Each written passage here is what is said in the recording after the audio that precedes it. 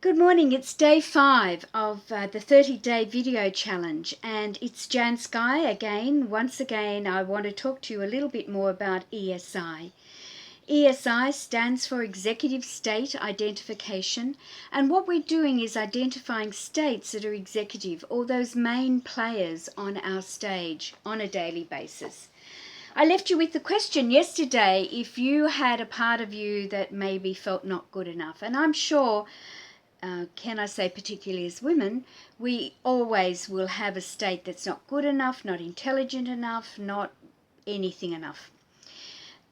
We could go back in history if we wanted to and find out when that state was evolved, when it actually started, and just to let you know when mine started.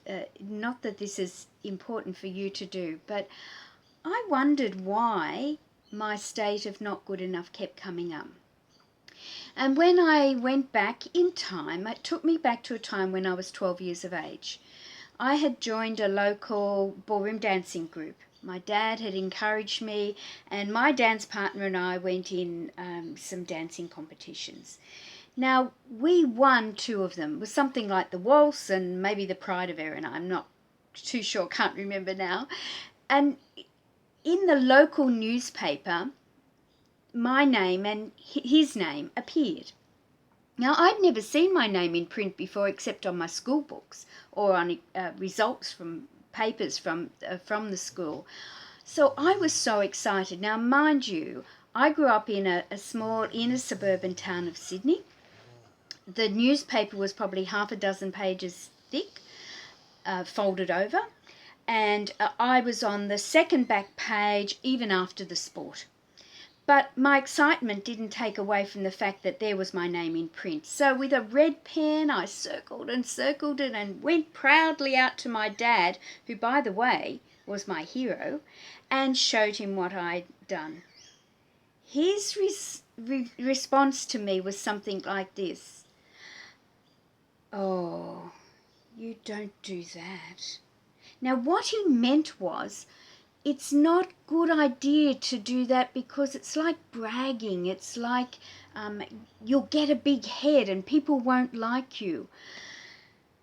I took it the other way. I took it as if I was not good enough. And that part has stayed with me up until, well, probably quite a few years ago when my book was released and I decided to give the function of not good enough another role. Instead of it pulling me down, I've now allowed not good enough to come up and allow me to feel that feeling.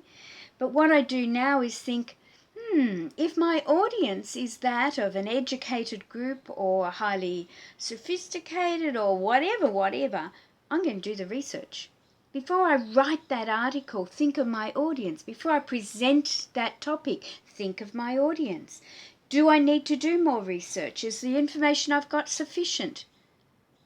Now not good enough is there to support me rather than pull me down. Think of your states. What could you do with them? Tomorrow I want to talk to you about using this in relation to a goal. So thanks again, and I'll see you tomorrow.